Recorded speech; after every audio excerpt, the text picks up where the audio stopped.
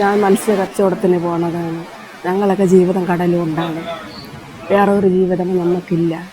ഈ കടൽ നഷ്ടപ്പെട്ടാൽ നമ്മൾ എന്തെരിയും? വീടില്ല മക്കളെ. വീട് ഉണ്ടായിരുന്നു, വാടക വീട്ടിലാണ് കിടക്കുന്നത്. 1990കളിലാണ് കേരളത്തിൻ്റെ തലസ്ഥാന നഗരിയായ തിരുവനന്തപുരത്ത് ഒരു പോർട്ട് വേണമെന്ന ആശയം രൂപമെടുക്കുന്നത്. അന്താരാഷ്ട്ര കപ്പൽച്ചാലിൻ്റെ സമീപ പ്രദേശമെന്ന നിലയിൽ വിഴിഞ്ഞത്തിന് കടൽ വഴിയുള്ള ബിസിനസ് സാധ്യതകൾ പ്രയോജനപ്പെടുത്താൻ കഴിയുമെന്നും അങ്ങനെ സംസ്ഥാനത്തിൻ്റെയും രാജ്യത്തിൻ്റെയും സമ്പദ്ഘടനയിൽ മാറ്റമുണ്ടാക്കാൻ കഴിയുന്ന ഒരു വികസന പദ്ധതിയായിരിക്കും എന്നൊക്കെ വിഴിഞ്ഞം പോർട്ട് പദ്ധതി വിഭാവന ചെയ്യപ്പെട്ടു. എന്നാൽ പദ്ധതി പ്രദേശത്തെ തീരക്കടൽ അതിനനുയോജ്യമാണെന്നോ തീരക്കടലിലെ മണലിൻ്റെ വിന്യാസത്തെ നിർമ്മാണ പ്രവർത്തനങ്ങൾ എങ്ങനെ ബാധിക്കുമെന്നോ കാര്യമായി വിലയിരുത്തപ്പെട്ടില്ല.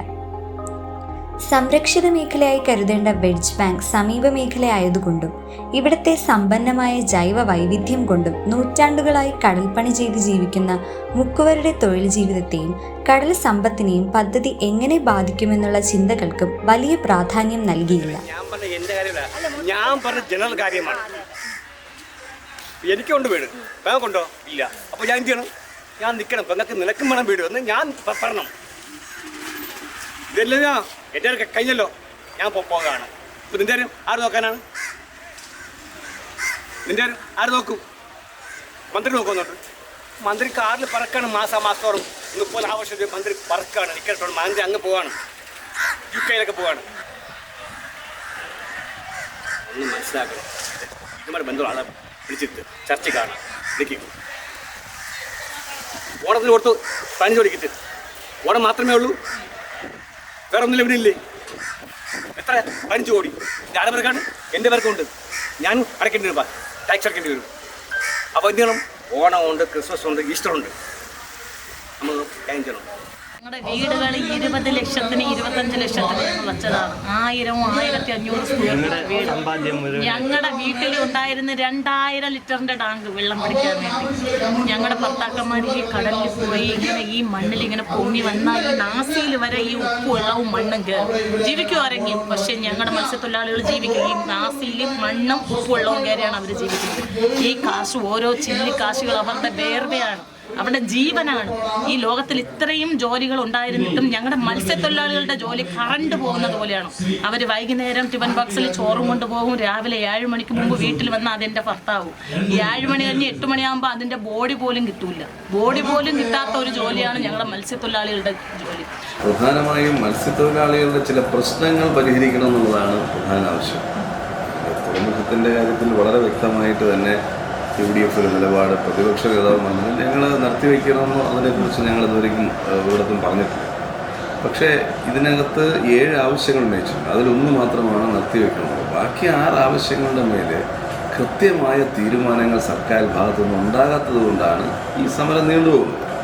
അതിന് സർക്കാർ വ്യക്തമായ ഒരു തീരുമാനം പറയണം. നിരവധി ചർച്ചകൾ നടന്നിട്ടുണ്ടെങ്കിലും അത് ഒരു ഒഴുക്കും മട്ടിലുള്ള മറുപടികളല്ലാതെ കൃത്യതയോടുകൂടിയിട്ട് ഇന്ന കാര്യം ചെയ്യും എന്ന്. പോർട്ട് പദ്ധതി പ്രദേശത്തിന്റെ വടക്കുഭാഗത്തുള്ള മത്സ്യഗ്രാമങ്ങളായ വലിയതുറ, കൊച്ചുതോപ്പ് ഭാഗങ്ങളിലായി 300-ൽ കൂടുതൽ കുടുംബങ്ങളാണ് സിമന്റ് ഗോഡൌണുകളിലും താൽക്കാലിക അഭയ കേന്ദ്രങ്ങളിലും 2018 മുതൽ കഴിഞ്ഞുകൂടും. ഇത് ഞങ്ങൾ അധ്വാനിക്കാൻ പോകുന്ന മത്സ്യത്തൊഴിലാളികളാണ്.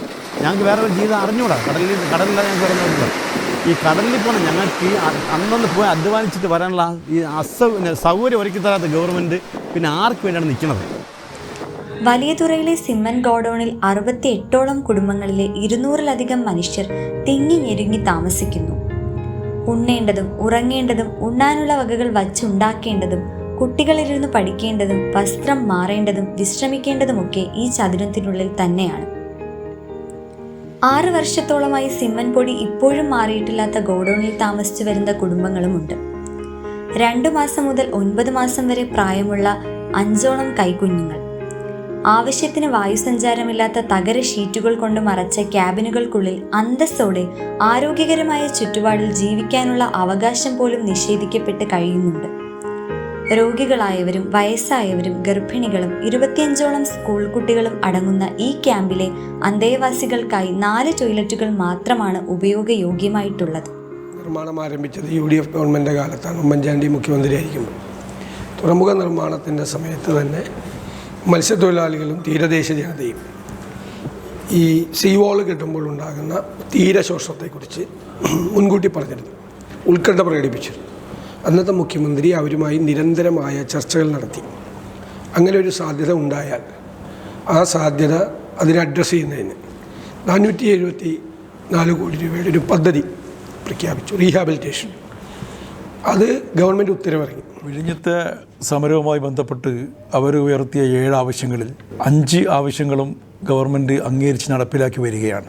പ്രധാനമായും വരുന്നത് പുനരധിവാസം ആയിരുന്നു. നേരത്തെ അല്പം വൈകിയിട്ടുണ്ടെങ്കിലും ഇപ്പോൾ ഒരു യുദ്ധകാലാടിസ്ഥാനത്തിൽ തന്നെ നടപ്പിലാക്കാനുള്ള സംവിധാനം ഒരുങ്ങിയിട്ടുണ്ട്. നേരത്തെ വന്ന സാവകാശം പരിഹരിച്ചുകൊണ്ട് തന്നെ വളരെ പെട്ടെന്ന് അത് നടപ്പിലാക്കാൻ വേണ്ടി വ്യത്യസ്ത വകുപ്പുകൾ യോഗം ചേർന്ന് തീരുമാനമെടുത്ത് പ്രവർത്തനവുമായി മുന്നോട്ട് പോയിക്കൊണ്ടിരിക്കുകയാണ്.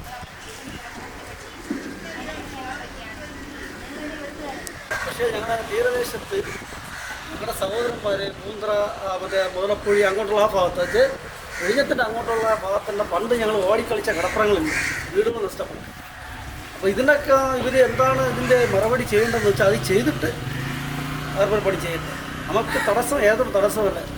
കേരളത്തിൽ വികസനം ഇതേപോലെ ഒരു ഹാർബർ വരുന്നത് വികസനമാണ്, എല്ലാവർക്കും നല്ലതാണ്. നമുക്കിപ്പോൾ അതിൻ്റെ ആനുകൂല്യം ഇല്ലെങ്കിൽ വരും തലമുറയ്ക്ക് നല്ലതാണ്. ഈ തീരദേശത്ത് കടപ്പുറമില്ല, വീടുകൾ നഷ്ടപ്പെട്ട് നിന്ന് വലടച്ച് ഒരു വലടയ്ക്കാനോ അല്ല ഒരു വല ഉണർത്താൻ പോലും സ്ഥലമില്ലാത്ത ഇതാണ് അവിടെ ഉള്ളതൊക്കെ. എൻ്റെ കുട്ടിക്കാലത്തൊക്കെ പറയുകയാണെങ്കിൽ എൻ്റെ 5 വയസ്സ് ഞാൻ 1ാം ക്ലാസ്സിലൊക്കെ പഠിക്കുമ്പോൾ കടപ്പുറം എന്ന് പറയുമ്പോൾ ഒരു 4-3 കിലോമീറ്റർ ഓടും. ആ കടപ്പുറം ഇന്നില്ല. അത് എന്തുകൊണ്ടാണ് ഈ ഹാർബർ വന്നതിന് ശേഷമല്ല കടപ്പുറം പോയത്. അപ്പോൾ ഇതിൻ്റെ അവരെന്തെങ്കിലും സർക്കാർ മുൻകൈ എടുക്കണം. അന്ന് പിണറായി വിജയൻ വിളിച്ചിരുന്നത് ഈ മത്സ്യത്തൊഴിലാളികളെ വിളിച്ചിരുന്നത് ഏതെന്നറിയാമോ? സൈന്യമെന്നാണ് വിളിച്ചത്. ഇത് പ്രളയം 2018 ഓഗസ്റ്റ് മാസം. അങ്ങനെ പറഞ്ഞ ആ മത്സ്യത്തൊഴിലാളിക്ക് ഇന്ന് ഒരു അപകടം വന്നപ്പോൾ എന്തുകൊണ്ടാണ് ഇയാൾ തിരിഞ്ഞു നോക്കാത്ത കാര്യം? വികസനം നാടിന് അനിവാര്യമായി മാറുമ്പോൾ 140 ദിവസം നീണ്ടുനിന്ന സമരവും സമവായം കണ്ടു. ഒരു സമരം തുടങ്ങിയെടുത്ത് തന്നെ അവസാനിക്കുമ്പോൾ അവശേഷിക്കുന്നതും അതിൽ നിന്ന് രൂപം കൊള്ളുന്നതും എന്താണെന്ന നേട്ടം വിഴിഞ്ഞം തുറമുഖവുമായി ബന്ധപ്പെട്ട സമരത്തിനുണ്ട്. തുറമുഖ നിർമ്മാണം പുനരാരംഭിച്ചുകൊണ്ടും സമരസമിതിയുടെ ആവശ്യങ്ങൾ നിറവേറ്റിക്കൊണ്ടും വിഴിഞ്ഞം പദ്ധതി ഇന്ന് ഒത്തുതീർപ്പായിരിക്കുന്നു.